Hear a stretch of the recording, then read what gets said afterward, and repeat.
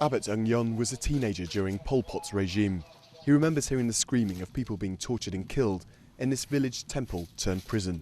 Some 30,000 were executed here, one of the bloodiest of the Khmer Rouge's many killing fields.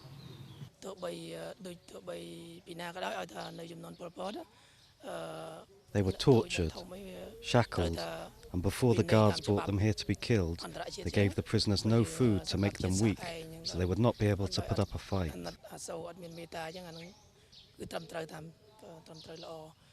Between 1975 and 1979, up to 2 million people across Cambodia died of overwork, starvation, execution and torture, as the Khmer Rouge attempted to create a Marxist utopia. Yet only a handful of senior leaders face justice.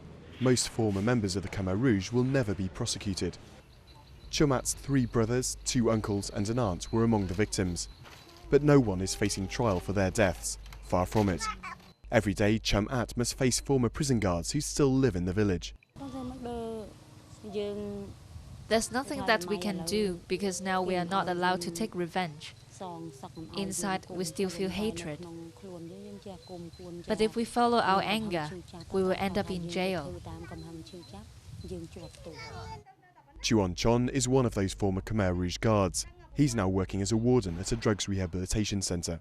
He insists he's not afraid of people taking revenge because he took no part in any torture or killings. I regret what happened, but at the time I didn't know what to do because when we were given orders, we had to obey. But for many relatives of victims, that is simply passing the buck. In a 2008 survey, 40% of Cambodians said they would take revenge against former Khmer Rouge members if they could.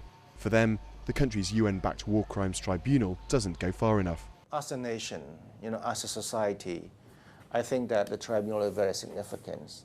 But at a personal level, for my mother, for example, who lost all her parents, brother and sister, and some of her children, the trial is nothing. The tribunal can't hope to heal such deep personal scars. All it can offer is a step towards closure, and perhaps some hope that the baton of hatred won't be passed on to future generations.